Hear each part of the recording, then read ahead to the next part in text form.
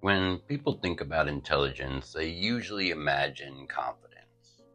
Clear answers, strong opinions, decisive tone, the kind of person who speaks without hesitation and sounds sure of themselves.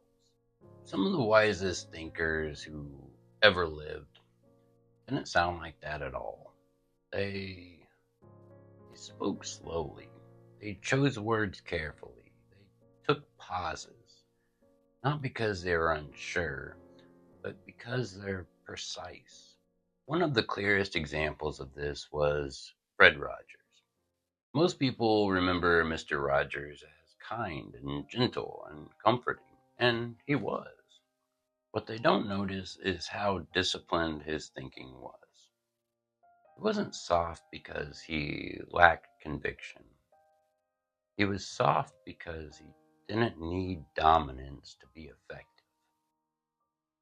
He wasn't avoiding hard truths. He was avoiding unnecessary certainty. That's a that's a very different thing. Our culture confuses confidence with seriousness.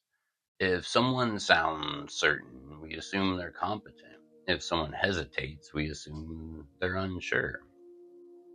But real seriousness often looks quieter because serious thinkers are aware of something confident people have forgotten. That reality is complex, that language is imprecise, that people are fragile, so they speak accordingly. Watch how Mr. Rogers spoke. If you watch Mr. Rogers' Neighborhood, something will stand out immediately.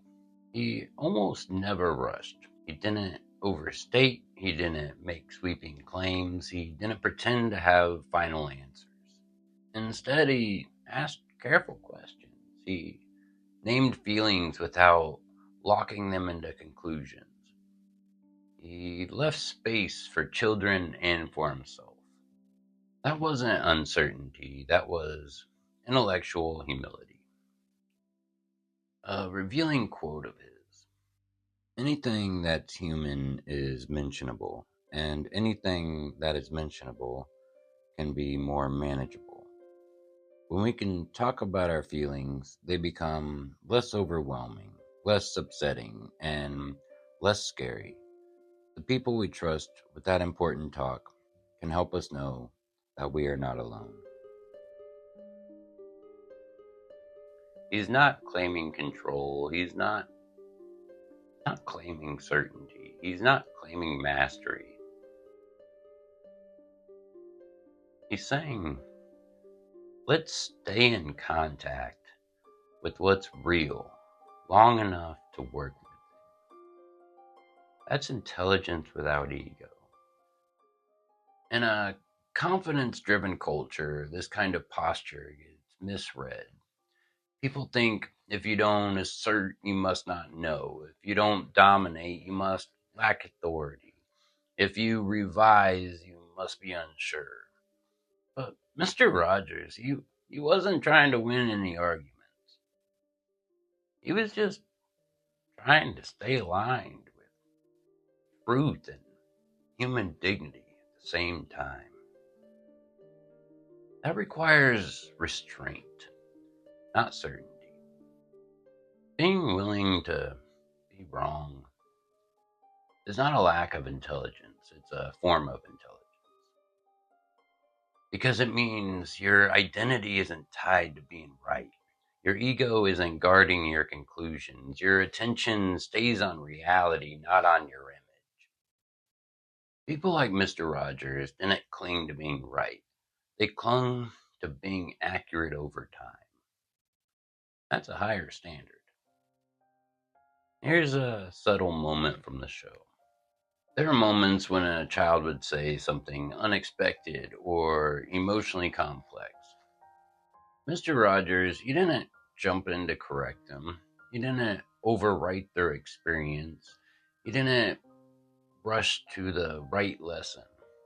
He just paused. He adjusted. He met them where they were. That's that's real-time intelligence. updating in public without defensiveness, without needing to look smart.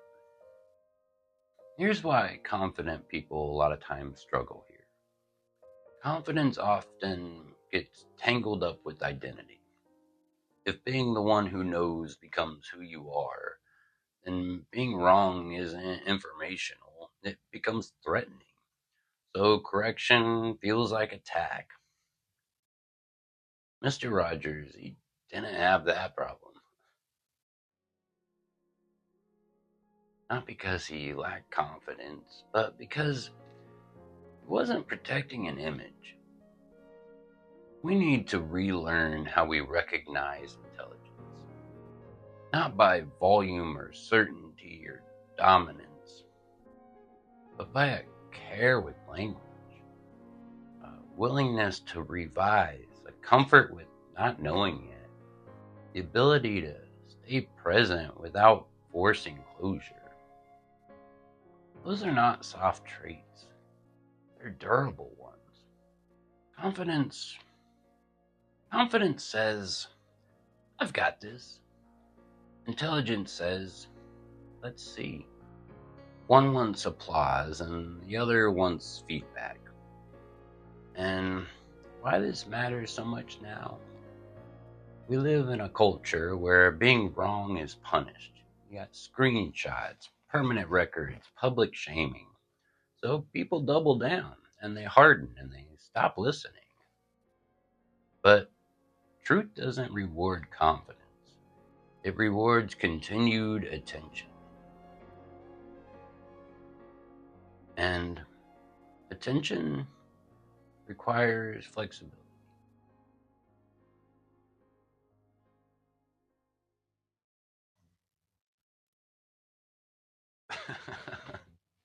Won't you please be my neighbor?